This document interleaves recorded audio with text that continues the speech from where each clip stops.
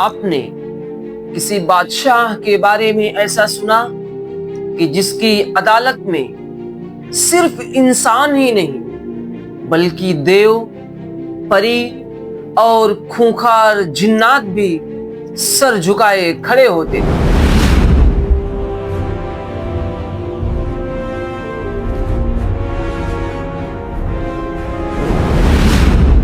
ایک ایسا سلطان جس کی حکومت زمین کے ذرے ذرے سے لے کر ہوا کے جھونکوں تک پھیلی ہوئی تھی۔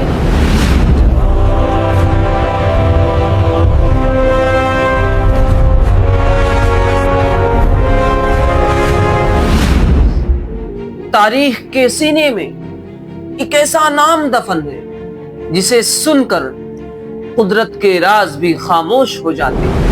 سن لو، کیونکہ اس راز کے بعد خاموشی ہی رہ جاتی ہے۔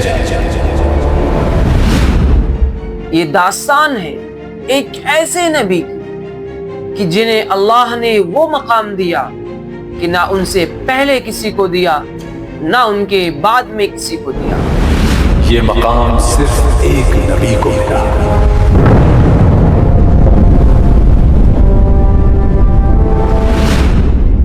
تیار ہو جائیں ایک ایسے سفر کے لیے جہاں منطق خاموش ہو جاتی ہے اور حضرت سلیمان علیہ السلام کی حیرت انگیز سلطنت کی شروعات ہوتی ہے۔ جہاں منطق ختم ہوتی ہے، یہاں سے صرف کہانی نہیں، تاریخ شروع ہوتی ہے۔ سلسلہ شروع ہوتا ہے حضرت داؤد علیہ السلام کے گھر سے۔ سلیمان علیہ السلام بچپن میں عام بچوں جیسے نہ تھے۔ ان کی آنکھوں میں ایک عجیب سی چمک تھی، ان کے گفتگو میں وہ حکمت تھی کہ بڑے بڑے علماء بھی خاموش ہو جایا کرتے تھے۔ اس بچے کی بات نے سب کو حیرت میں ڈال دیا۔ حضرت داؤد علیہ السلام جب اس دنیا سے رحلت فرما گئے تو حضرت سلیمان علیہ السلام نے صرف ایک تخت کو نہیں سنبھالا، بلکہ انہیں وراثت میں وہ علم ملا کہ جس نے انہیں پرندوں کی بولی سکھا دی۔ اے سلیمان، ہم نے آپ کو پرندوں کی بولی سکھا دی۔ تصور کیجئے ایک 13 سال کا بچہ جس نے نبوت اور بادشاہت کے تاج کو ایک ساتھ پہنا، اور جس کے لیے اللہ رب العالمین نے پرندوں اور پہاڑوں کو مسخر کر دیا۔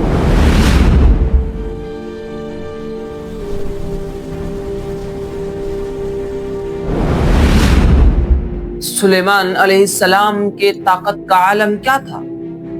ان کی حکومت میں ہوا ان کے تخت کو اٹھائے پھرتی اور مہینوں کا سفر وہ صبح سے دوپہر تک میں طے کر لیا کرتے تھے۔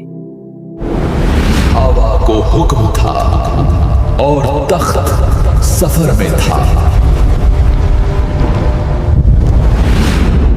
آسمان پر ایک عظیم الشان تخت اڑ رہا ہے جس کے نیچے بادل ہیں، اوپر پرندوں کے ہزاروں پروں کا سایہ تاکہ دھوپ تخت پر نہ پہنچے۔ یہ کوئی افسانہ نہیں، یہ حقیقت ہے۔ ان کی فوج میں صرف تلوار چلانے والے سپاہی نہیں بلکہ عفریت جیسے خطرناک جن بھی موجود تھے جو سمندر کی گہرائیوں سے موتی کو نکالتے اور ایسی عمارتیں بناتے جن کے بارے میں آج کے انجینئر سوچ نہیں سکتے۔ اے سلیمان، ہم پتھروں کو موم بنا دیں گے آپ کے حکم سے۔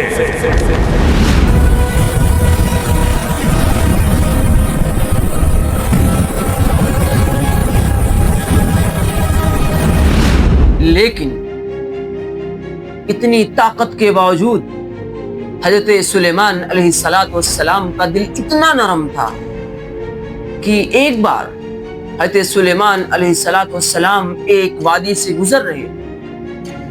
حضرت سلیمان علیہ السلام کے ساتھ انسان، جنات اور پرندوں کا ہجوم.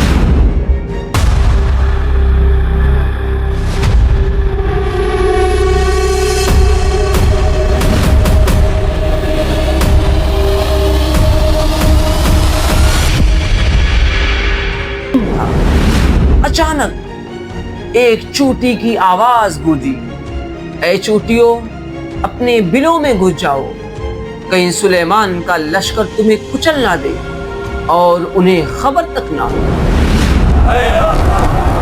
سلیمان کا لشکر ہمیں کچل دے گا، اپنے بلوں میں بھاگو. میلوں دور سے حضرت سلیمان علیہ السلام نے اس ننھی سی جان کی فریاد سن لی اور مسکرائے. اس بات سے اندازہ لگایا جا سکتا ہے کہ سلیمان علیہ السلام کی حکومت صرف دبدبے پر نہیں بلکہ ہر مخلوق کے دکھ درد پر مبنی تھی. یہ حکومت طاقت سے نہیں، رحمت سے باقی رہتی ہے. کیا آپ کو معلوم ہے حضرت سلیمان علیہ السلام کی سلطنت میں ایک ایسا پرندہ بھی موجود تھا کہ جس نے اپنی غیر حاضری کے عذر میں ایک ایسی خبر سنائی کہ جس نے دنیا کے رخ کو موڑ دیا. سلیمان علیہ السلام نے پرندوں کی طرف دیکھا، وہاں ان کو ہدہد پرندہ نظر نہیں آیا. سلیمان علیہ السلام نے کہا، ما لی لا اری الہدہد ام کان من الغائبین، ہدہد کہاں غائب ہے؟ ما لی لا اری الہدہد ام کان من الغائبین. تھوڑی دیر بعد ہدہد پرندہ حاضر ہوا. اے سلیمان، میں ایک ایسی خبر لایا ہوں جو نظروں سے چھپی رہی. اس نے ایک ایسی خبر سنائی کہ جس نے حضرت سلیمان علیہ السلام کو حیرت میں ڈال دیا. اس نے کہا، اے سلطان معظم، میں ایک ایسے ملک سے آ رہا ہوں جس کا نام سبا ہے، جہاں پر ایک عورت حکمرانی کرتی ہے جس کا نام بلقیس ہے. اس کے پاس سب کچھ ہے، ایک بڑا سا تخت بھی ہے، لیکن وہ لوگ سورج کی عبادت کرتے ہیں. وہاں حکومت تو ہے لیکن ہدایت نہیں. سلیمان علیہ السلام کی غیرت ایمانی جاگ گئی. انہوں نے ایک خط لکھا، ایک ایسا خط جس نے ملکہ کی نیند کو اڑا دیا. سلیمان علیہ السلام نے کہا، انه من سلیمان وانه بسم اللہ الرحمن الرحیم. سلیمان کا خط آ گیا ہے، اس میں صرف ہدایت ہے اور رحمان کا نام ہے. لیکن کہانی یہی ختم نہیں ہوتی. اصلی حیرت تب شروع ہوتی ہے جب سلیمان علیہ السلام نے اپنے دربار میں بیٹھے لوگوں اور جناتوں کی طرف دیکھ کر کے کہا، کون ہے جو ملکہ بلقیس کے تخت کو اس کے یہاں آنے سے پہلے پہنچا دے؟ ایک عفریت جن، طاقتور جن اٹھ کر کے کھڑا ہوا، کہا، سلطان معظم، میں آپ کے پلک جھپکنے سے پہلے اس تخت کو حاضر کر دوں. سلطان پلکیں جھپکائیں اور بلقیس کا تخت یہیں حاضر ہوگا. یہ سب جاننے کے لیے آپ کو دیکھنا ہوگا داستان کا دوسرا حصہ جو آپ کے سوچ کو ہلا کر رکھ دے گا.